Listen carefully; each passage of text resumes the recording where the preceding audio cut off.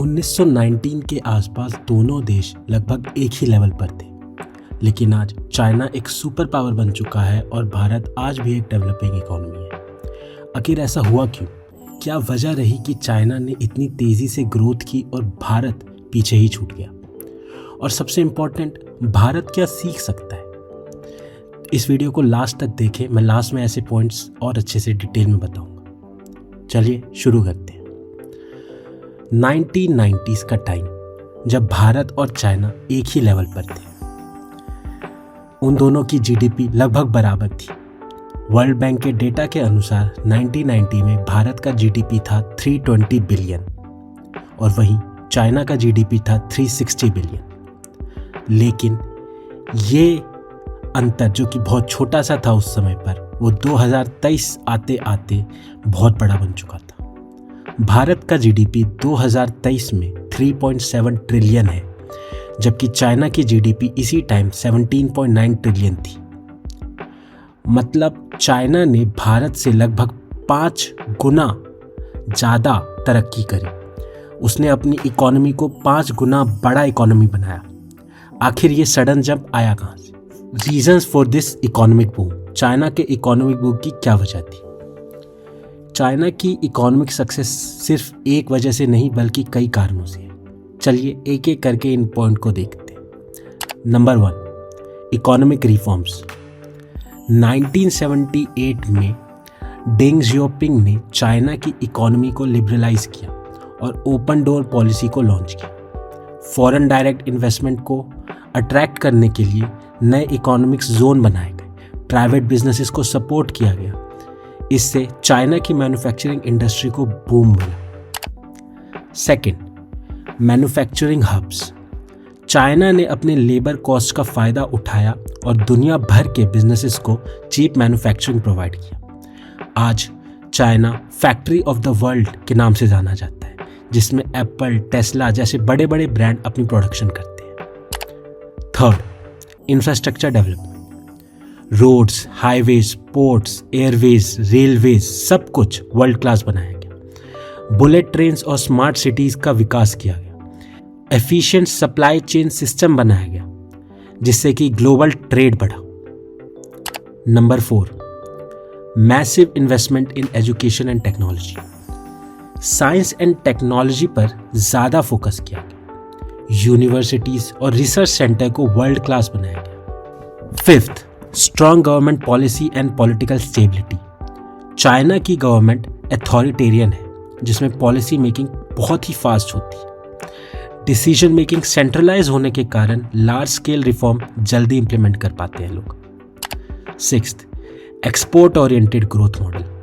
China ने global market को target किया और अपनी इकोनॉमी को एक्सपोर्ट्स ड्रिवन बनाया। सस्ते और हाई क्वालिटी प्रोडक्ट्स की वजह से दुनिया भर के कंट्रीज ने चाइना से ट्रेड बढ़ाया। अब चलिए जानते हैं कि भारत क्यों पीछे रह गया। अगर चाइना इतनी तेजी से बढ़ सकता है तो भारत क्यों नहीं? चलिए समझते हैं कि इनके पीछे क्या क्या कारण थे। Number 1, late economic reforms. Bharat ने 1991 में लिबरलाइजेशन किया, जबकि चाइना ने यह 1978 में ही शुरू कर दिया। ब्यूरोक्रेसी और रेड टेप की वजह से business friendly policies late implement हुई। Second, week manufacturing sector. Bharat अभी भी सर्विस लेड इकोनॉमी बना हुआ है, जबकि चाइना एक मैन्युफैक्चरिंग लेड इकोनॉमी है। मेक इन इंडिया जैसे प्रोग्राम आए, लेकिन वे उतने इफेक्टिव नहीं रह पाए जैसे कि चाइना के रिफॉर्म्स थे। थर्ड, इंफ्रास्ट्रक्चर की कमी। रोड, पोर्ट, रेलवे उतने डेवलप नहीं है जितने चाइना में है। लॉजिस्टिक कॉस्ट हाई होने की वजह से भारत का ट्रेड और एक्सपोर्ट चाइना से पीछे है। फोर्थ, स्किल डेवलपमेंट और एजुकेशन गैप। भारत में अभी भी एजुकेशन और वोकेशनल ट्रेनिंग का स्टैंडर्ड बहुत खराब है। चाइना में स्टेम एजुकेशन और R&D को बहुत एग्रेसिवली प्रमोट किया गया। फिफ्थ, पॉलिसी अनसर्टेनिटी और ब्यूरोक्रेसी। बिजनेस रेगुलेशंस इंडिया में बहुत ही ज़्यादा कॉम्प्लेक्स है। ब्यूरोक्रेसी और पॉलिटिकल इंस्टेबिलिटी के कारण फॉरेन इन्वेस्टमेंट इंडिया में बहुत स्लो होती है। Sixth, low R&D and innovation. China ने अपने GDP का 2% से ज़्यादा रिसर्च एंड डेवलपमेंट पे खर्चा किया है, जबकि भारत का R&D इन्वेस्टमेंट जीडीपी का सिर्फ 0.7% है।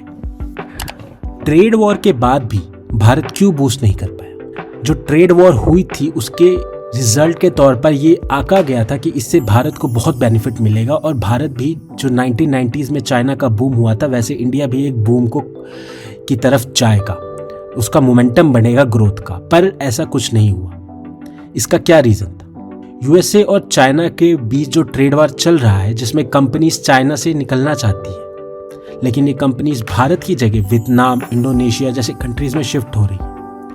इसका मेन रीज़न है bureaucracy, second is infrastructure and third is policy instability. अब भारत आगे कैसे बढ़ सकता है? अगर भारत चाइना की तरह इकोनॉमिक सुपर पावर बनना चाहता है तो उसे ये स्टेप लेने पड़ेंगे। नंबर 1, मैन्युफैक्चरिंग को अग्रेसिवली प्रमोट करें। मेक इन इंडिया को और स्ट्रॉन्ग करना पड़ेगा। लेबर लॉज और बिजनेस रेगुलेशंस को बहुत ही सिंप्लीफाई करना पड़ेगा। Government has to let go of some of the power, जिससे कि बिजनेसेस को बिजनेस करने में कन्वीनियंसेस हो पाए। Number 2, infrastructure development, high speed rail, better highways, world class ports, ये सब बनाने पड़ेंगे। इन सब पे एफर्ट डालना पड़ेगा, खर्चा करना पड़ेगा। सप्लाई चेन और लॉजिस्टिक्स के कॉस्ट कम करने पड़ेंगे। Third, ease of doing business को इम्प्रूव करें। ब्यूरोक्रेटिक हर्डल्स और करप्शन बहुत ज़्यादा है इंडिया में, उनको कम करना बहुत ज़रूरी है। बिजनेस फ्रेंडली इन्वायरमेंट को क्रिएट करना, उसको फॉस्टर करना उतना ही इम्पोर्टेंट है अगर हम चाहते हैं कि इंडिया डेवलप हो। Fourth point, education and skill development, vocational training और स्टेम एजुकेशन को प्रमोट करना पड़ेगा। सिर्फ आईटी इंजीनियर्स के भरोसे इंडिया को अगर रखेंगे तो इंडिया हमेशा एक सर्विस प्रोवाइडिंग सेक्टर ही रहेगा। हमको हमारे एजुकेशन सिस्टम को मैन्युफैक्चरिंग की तरफ फोर्स करना पड़ेगा, रिसर्च पे फोर्स करना पड़ेगा, यूनिवर्सिटीज़ के R&D सेक्टर को फंडिंग देनी पड़ेगी। फिफ्थ, फॉरेन डायरेक्ट इन्वेस्टमेंट को बढ़ावा दो। फॉरेन इन्वेस्टर्स के लिए पॉलिसीज को सिंप्लीफाई करना पड़ेगा। लैंड एक्विजिशन और टैक्स रिफॉर्म को ट्रांसपेरेंट बनाना पड़ेगा ताकि कोई भी नेता, कोई भी ब्यूरोक्रेट जो है इन फॉरेनर्स को, इनके इन्वेस्टमेंट को रोक ना पाए। Sixth, export oriented growth strategy, China की तरह ग्लोबल ट्रेड पर फोकस करना पड़ेगा।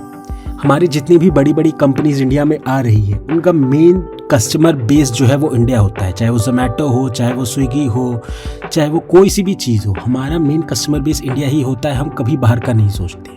जबकि आप चाइना में देखो उनकी सारी बड़ी बड़ी कंपनीज, अलीबाबा वगैरह, ये सब बाहर में एक्सपोर्ट करने का सोचते हैं। तो हमें एक्सपोर्ट ओरिएंटेड ग्रोथ स्ट्रैटेजी लानी पड़ेगी। सस्ते और क्वालिटी प्रोडक्ट्स आइडेंटिफाई करने पड़ेंगे और उन्हें एक्सपोर्ट करना पड़ेगा। तो फिर कंक्लूजन, भारत और चाइना की इकोनॉमिक जर्नी हमें एक इम्पॉर्टेंट लेसन देती है।